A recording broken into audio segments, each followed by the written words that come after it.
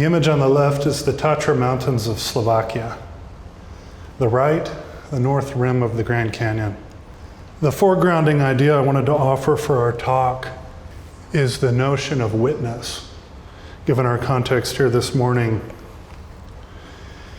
Witness, observes Eugene Peterson, is an important biblical word in frequent contemporary use.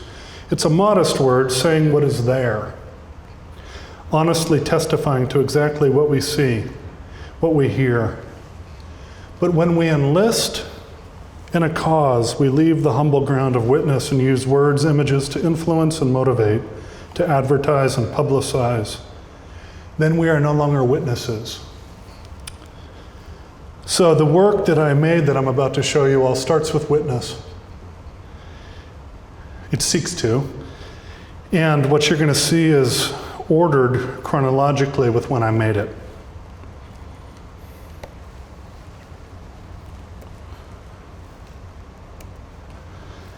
The last year, from August to August, we lived in the Slovak Republic where I worked on a Fulbright project.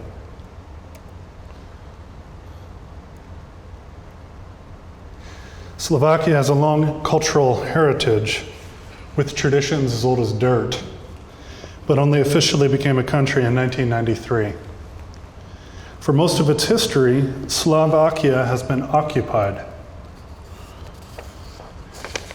It was the most northern point of the Roman Empire, ruled by the Magyar Hungarians. Slovaks fought off the Turks for the Habsburgs and became part of the Austro-Hungarian Empire. After World War I, they finally became a combined nation with the Czech Republic. The Czechs were industrialized and intellectual, held most of the power in Prague.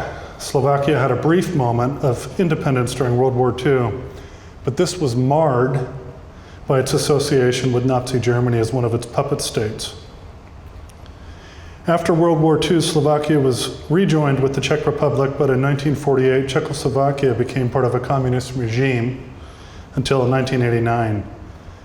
After 4 decades of communism, the Slovak Republic is seeking to compete in a market economy, and the Slovaks reconcile themselves to the West, all the while retaining their self-understanding, traditions, and symbolic life, grounded in the Tatra Mountains and the fertile fields of the Danubian Plain.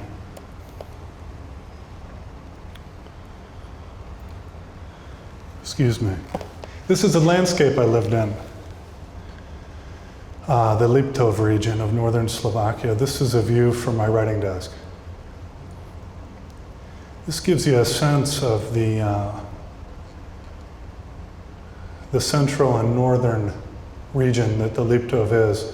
North is the Tatra Mountains, or the West Carpathian Mountains, and above that, Poland. In terms of terrain, you can see there's a sense for that from this image.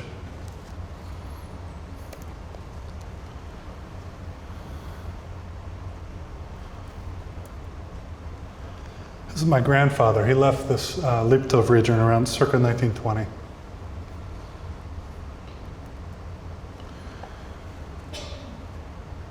These folks live pretty close to the forest.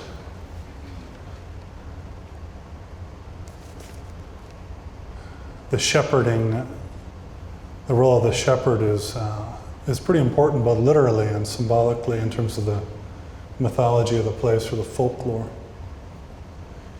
This gal, to my knowledge, is not blood, but she looks an awful lot like my mother's sisters.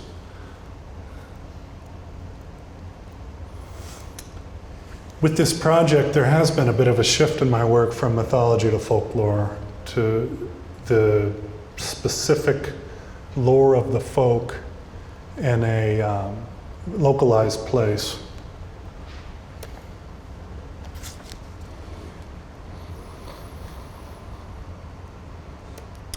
A large component of my research was the forest. In Slovakia, the foresters and hunters are one and the same.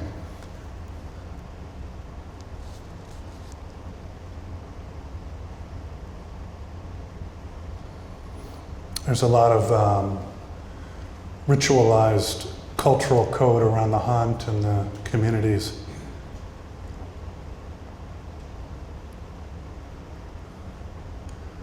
This is one of my photos from the St. Hubert Day in the Leapdove.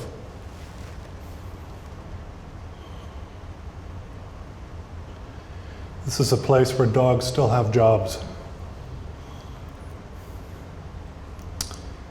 Slovakia can, I think, proudly affirm the fact that they have a lot of their big mammals, wolf, lynx, bear, diviak or boar. And there's still some of these older eagle hunts that will happen in the Tatras.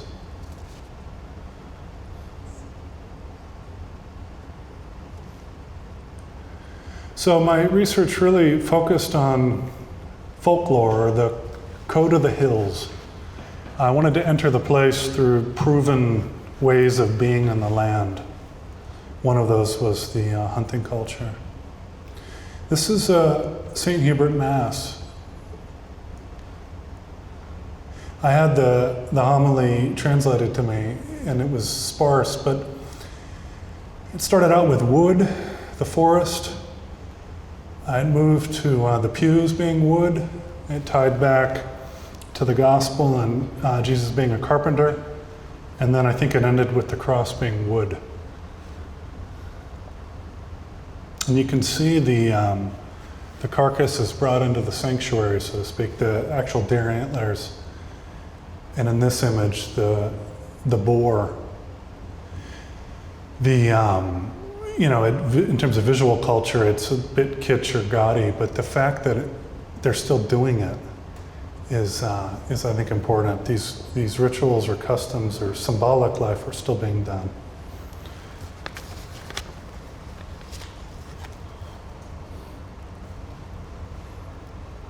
The four fires and the sort of consecrated space for the animals that have been harvested or culled. The place is overrun by adolescent bears. Historically, they would have been in better check, but the attitude or the environmental discussion in Bratislava is really restricted to hunting of bears, to the point where some of the folks don't jog. They use treadmills in places that have ample space because the adolescent bears are a little bit more unpredictable. This is elder. His name is Milan, and he was the primary teacher, or the primary guide, or the primary person who offered me participation in quite a bit of the traditional hunting culture. And I have a poem that witnesses to this man. It's entitled The Hunter.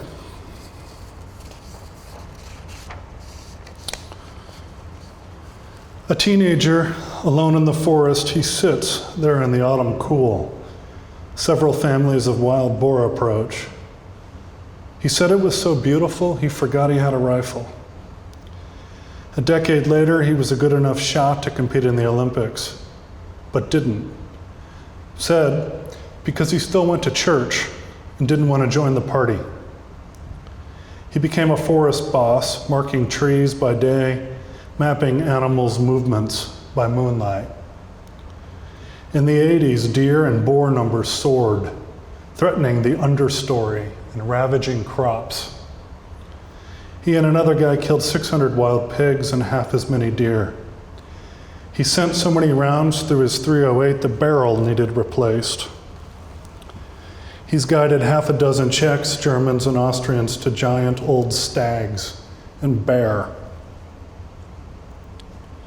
In the photographs, his face calmly smiles, sharing pleasure with the triumphal foreigners, but his eyes have no greed. I met him after a horrific windstorm blew down most of the forest he'd spent his life caring for. Wandering with him through a familiar hollow and thicket, not seeing much, he said, "We need to wait for the snow." A 66-year-old hunter, patient as an animal for a new map. Together under a full moon just before Christmas, I broke the silence with a rifle shot. the hunter did the old ceremony in the dark, placing a pine sprig in the animal's mouth, where the bullet went in, went out, and then my hat.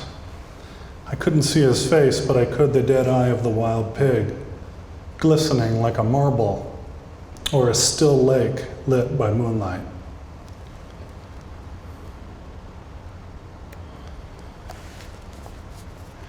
Milan was a believer, and he had this set of eyes that I couldn't, I guess I couldn't get over. There was a sense of groaning or waiting, a softness that was pretty compelling.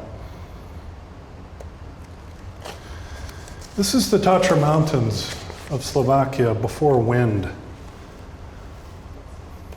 And this is after.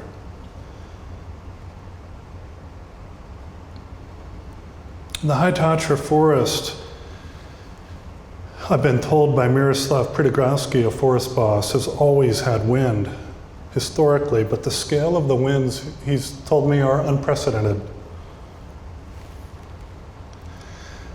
I make use of textual material from journalists Tom Nicholson and John Wyatt in what follows. In November 2004, winds reaching the speed of 112 miles per hour literally flattened 32,123 acres of forest on the southeast slopes of the High Tatra National Park, leaving bare a strip of land between 1.5 miles wide and 31 miles wide. The storm also severely damaged another several thousand acres in other areas. As many trees were blown down in this single storm as the entire Slovak logging industry cuts in a whole year. The scale is difficult to describe, but about 1/3 of the total forest area in the mountains was felled by wind. After the trauma of the storm, a deeper conflict emerged over the future of the damaged area. Tom Nicholson writes, environmentalists called for a renewed conservation effort for a natural variety of trees to be replanted, rather than the spruce monoculture that was planted 80 years before. The government and developers urged that the windstorm triggered more intense use of the Tatras for tourism. And then there was the bark beetle, and then there was the question of salvage logging. Some argue that the salvage logging is more detrimental to a forest than the actual storm itself.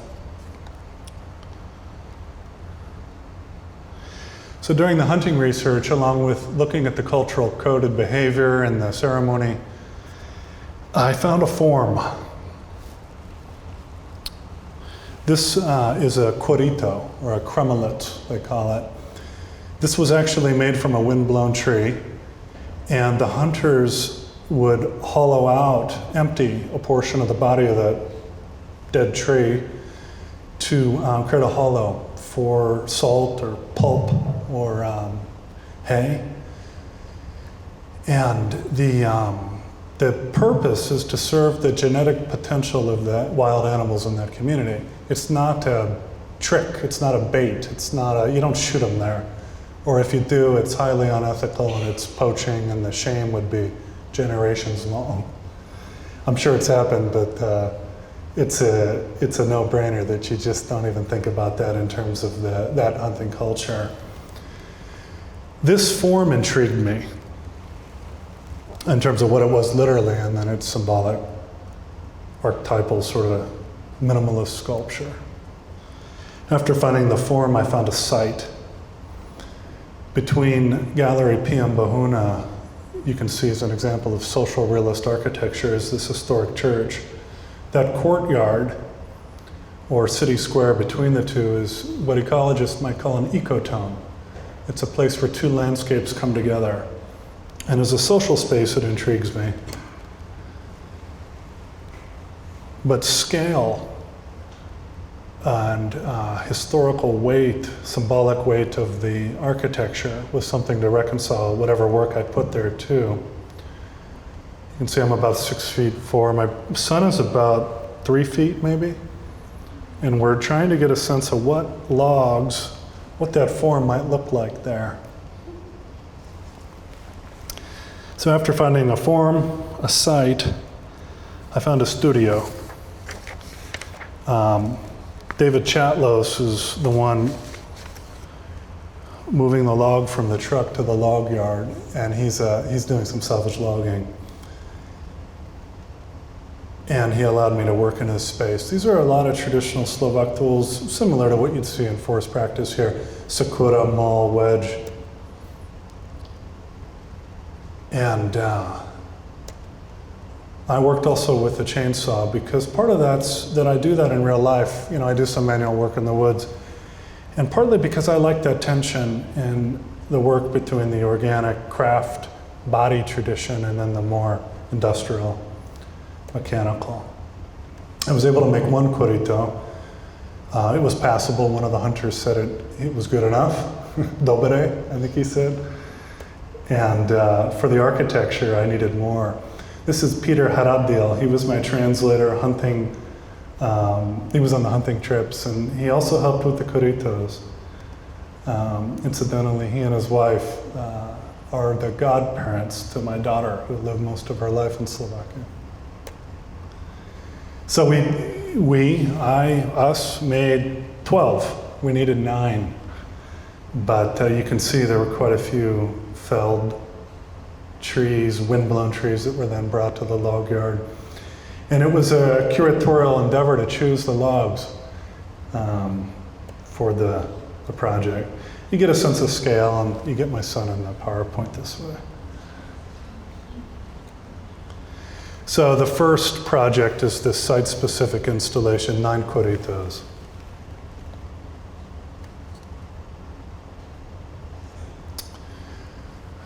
And installing the work with that same track.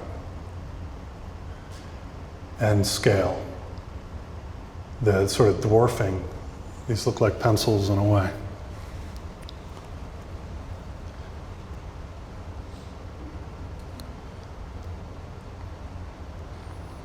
A culture, observed W.H. Auden, is no better than its woods.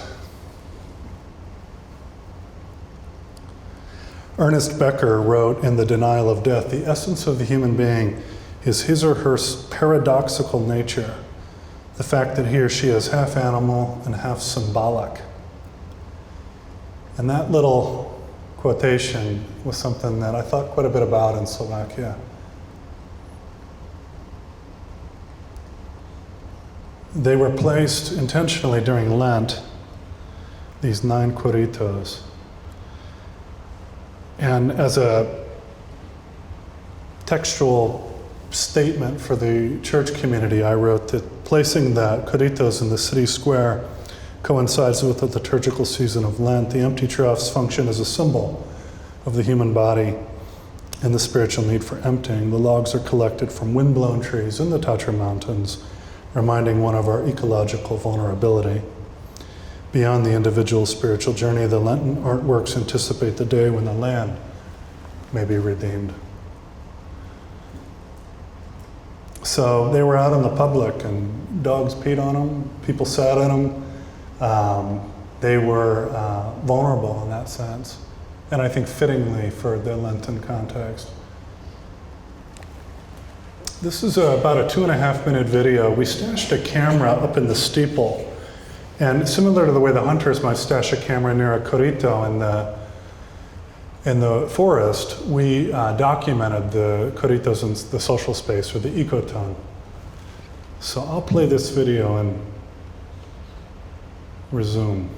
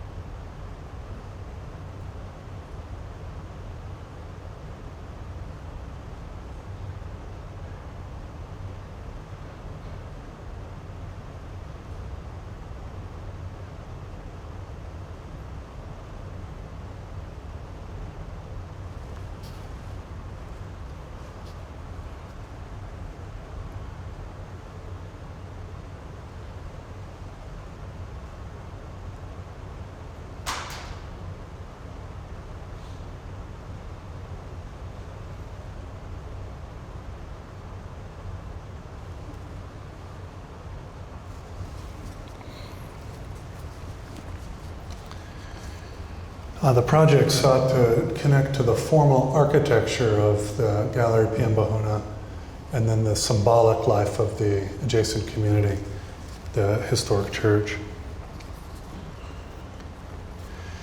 And we took the logs, the corritos, back to the log yard.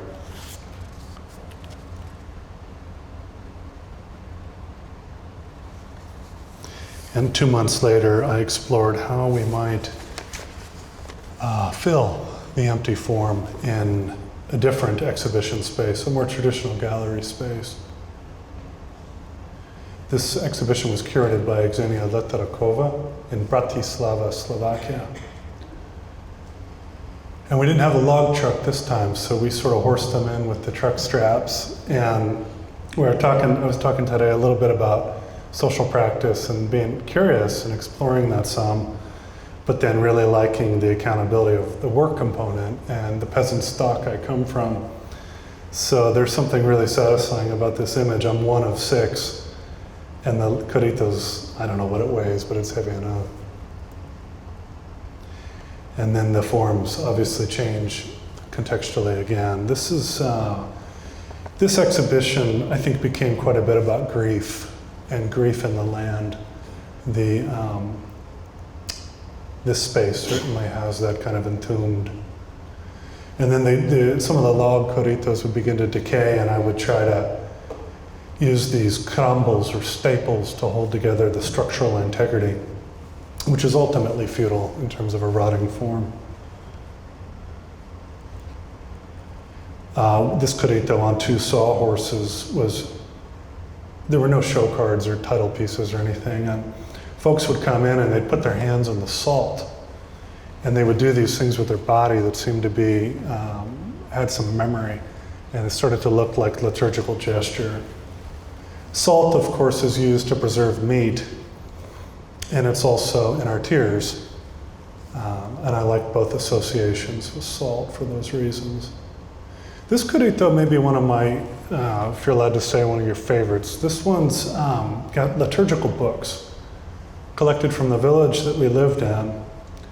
We lived in the empty parsonage at the foothills of the Tatra Mountains, and in the attic were these liturgical books that intrigued me because they weren't being used, number one, and number two, the fact that a lot of the logs, if they were good enough, would go to the pulp factory, the mill, and become paper, and then bringing, of course, back the liturgical pulp in this manner to the tree itself was satisfying on several levels. This corrito was out front. There was 5 spaces to Gallery Statua, and it's lined with metal. And of course, the elements would interact with the salt differently outside. And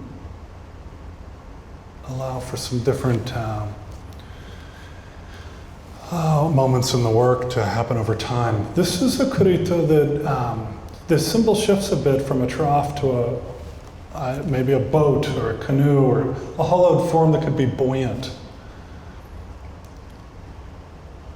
The oars are about 35 feet long, and to give you a sense of relative scale, inside the corrito is corn and grain, because the way the story goes, my grandfather was a boy, he was about 9 years old. He was told to hide in the hull of the boat when they crossed the ocean from the old world to the new. And over the course of the exhibition, some of the stuff sprouted and grew, and birds would interact with it. And seeing the corrito shift that way was satisfying. The other thing that came up was the word corrito. You have to understand, I didn't speak this language growing up. I heard it.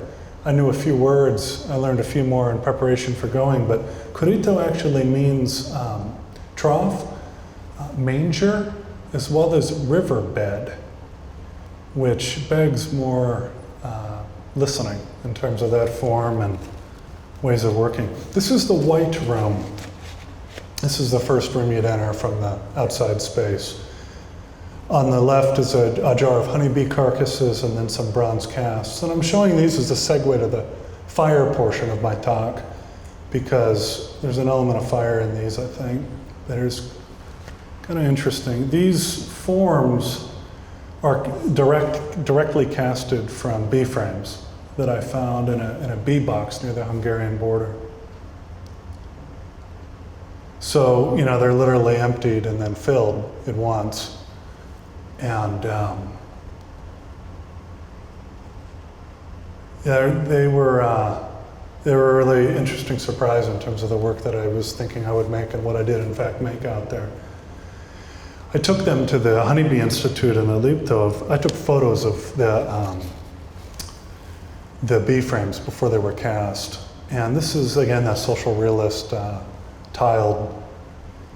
And imagine going in there and showing them pictures like this and then them looking appalled that I hadn't already burned these things. And they basically told me to go home and burn them. And because I had an art grant and not a biology grant, I didn't, and waited and obviously found a way to burn them as a sculptor in a proven way of working that is continues to interest me. My grandfather, like many peasants circa 1920 in Central Europe's Austro-Hungarian Empire, left the proven bounty of village and immigrated to cities like Cleveland, Detroit, and Pittsburgh to work in factories and steel mills. While casting bronze is different than casting industrial steel, there are some similarities in process, and maybe the closest I'll get to doing the work he did. And that's okay.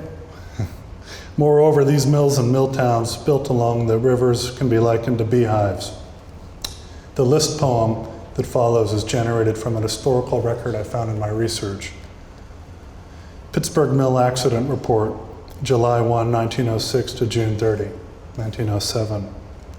195 men killed, 5 from asphyxiation from hot gas, 7 electrocuted, 8 crushed, 42 killed by traveling cranes, 10 in the rolling mills, 22 explosions of hot metal, 24 by falls from high places, some into molten slag, 77 by unknown causes. So this poem witnesses to the work of another generation of men.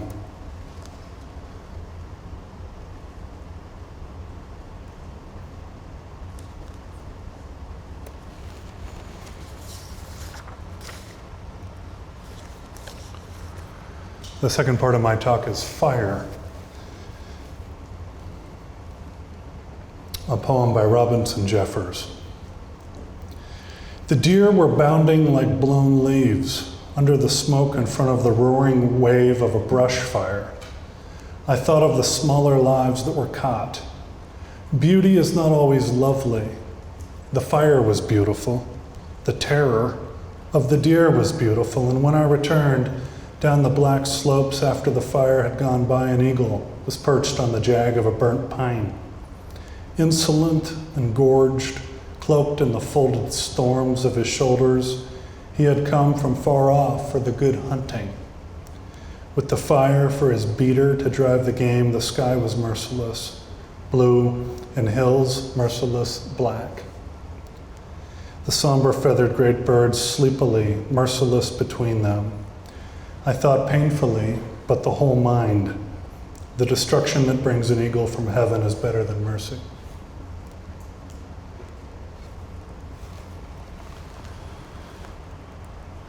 It's the fourth line of this poem. Beauty is not always lovely. The fire was beautiful. That is the line that resonates, I think, with the project I'm about to talk about. Beauty was one of the big ideas I studied at NAU, or Northern Arizona University, doing graduate work in sustainable communities a decade ago. Beauty, I've come to think, is not just that which is lovely, safe, easy, or bloodless. Rather, beauty, as one of my teachers asserted, is that which reconciles us to life.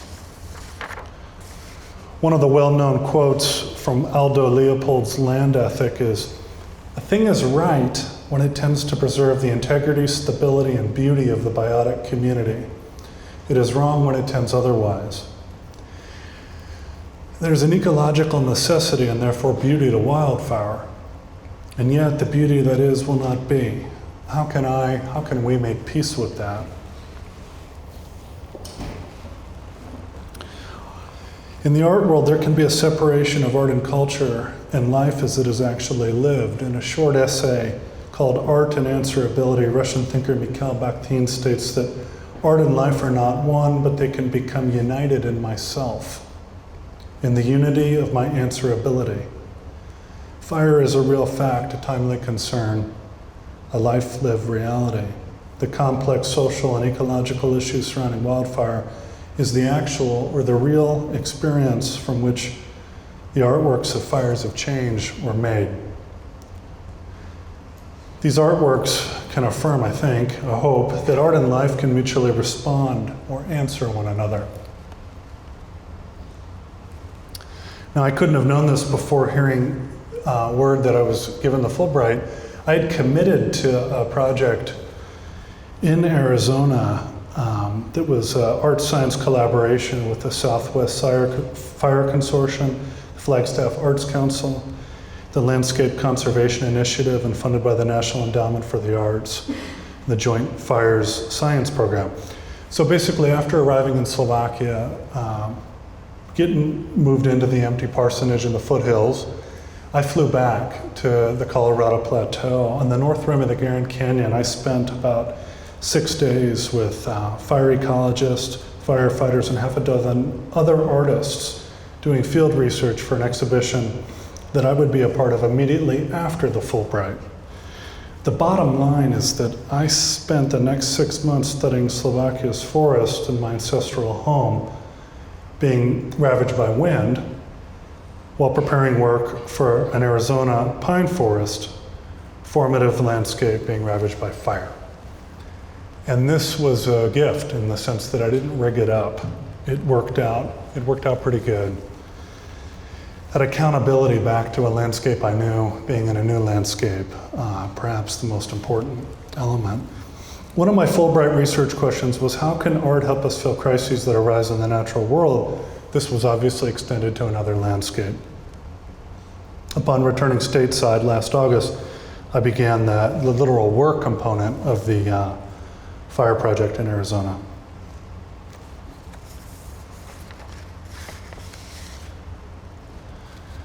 So again, the Slovak wind and the Colorado Plateau fire. I found materials, I found logs that had seen fire collected from the White Mountains of Arizona.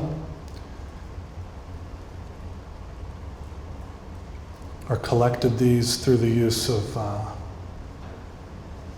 a logging community. This is the kerf dust that was curious enough to photo, and then later you'll see how that spoke into the final work. These are some of the tools in this endeavor. Some of them similar, some of them different from what happened in Slovakia.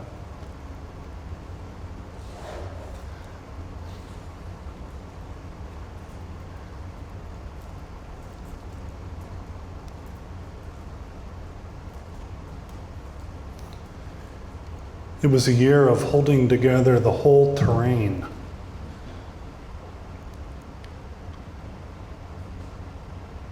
The Carpathian Mountains and the Colorado Plateau, spruce and ponderosa pine. Geographies that have a different set of stories.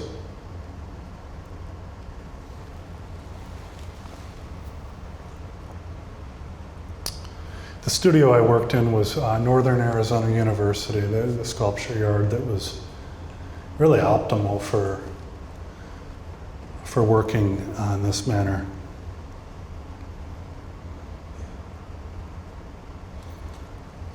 When asked, "Do you work from nature?" Jackson Pollock replied, "I am nature." I don't know all the art historical implications of this comment. I like it.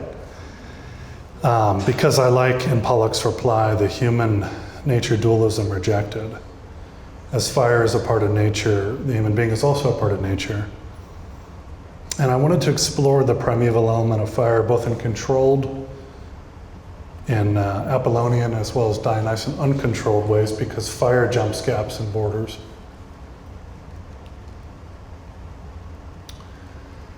And then while making the work, I went out to Red Mountain, which is a volcanic cone that has collapsed on one side.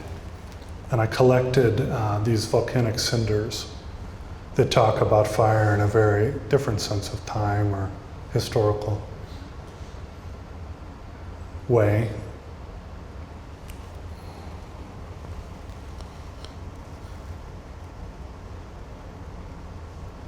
And inevitably, I thought about the pouring of the molten metal in the bronze casting in the former work.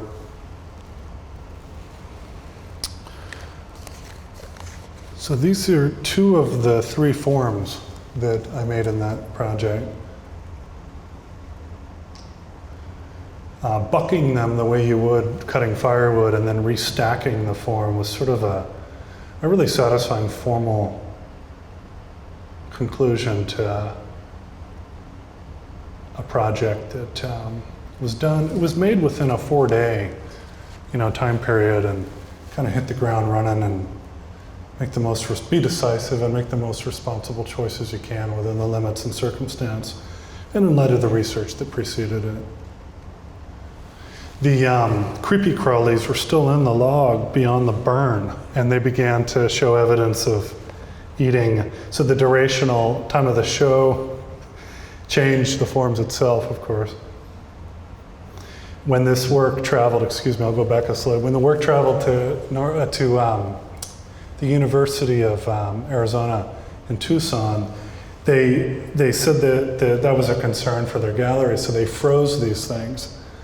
But they did it, I didn't have to, so that was a real gift. And now they're creepy crawly free. And then here's the Ponderosa Slab.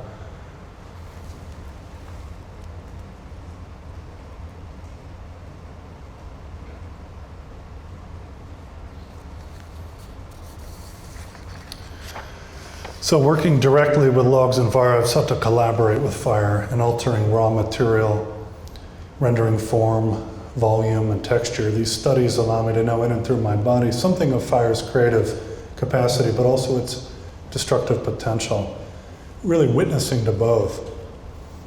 The wood slab is filled with potash and cinders. The slab cinders, of course, the cinders in the slab are from Red Mountain. And then the potash was collected from heating my home in Oregon. Currently, due to unrelenting drought in the Pacific Northwest, that landscape is also being ravaged by fire. Hundreds of homes are being destroyed. Ash is a means of relating wild and domestic, shifts in context, earth, private, public, scale, intimate, vast, purposeful and controlled burning versus random and uncontained, sustaining fire versus destroying fire. Ash, of course, within the Christian tradition, is tied to Lent and grief.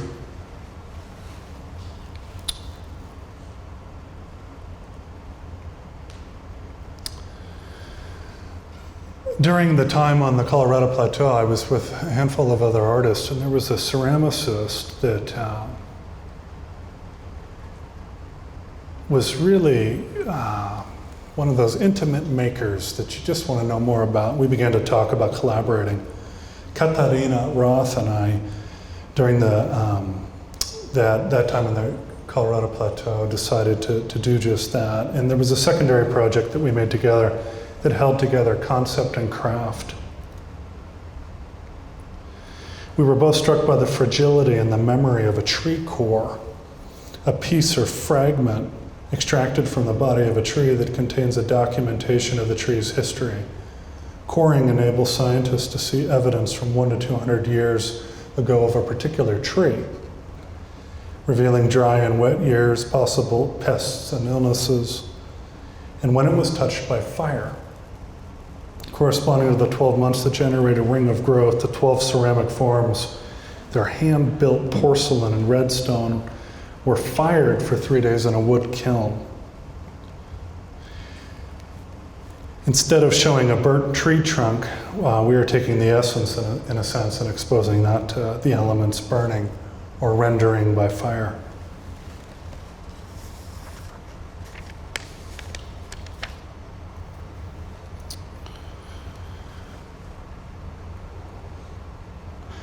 There is no healthy forest without fire. Fire's effects of disturbance and renewal, resistance and resilience, devastation and beauty sustain forest ecosystems.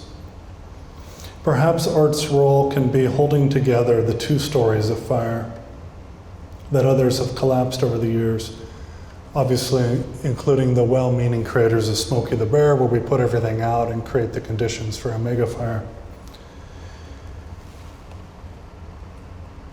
For the last several years, I've returned to the questions, what is art's role in helping one feel physically connected to land?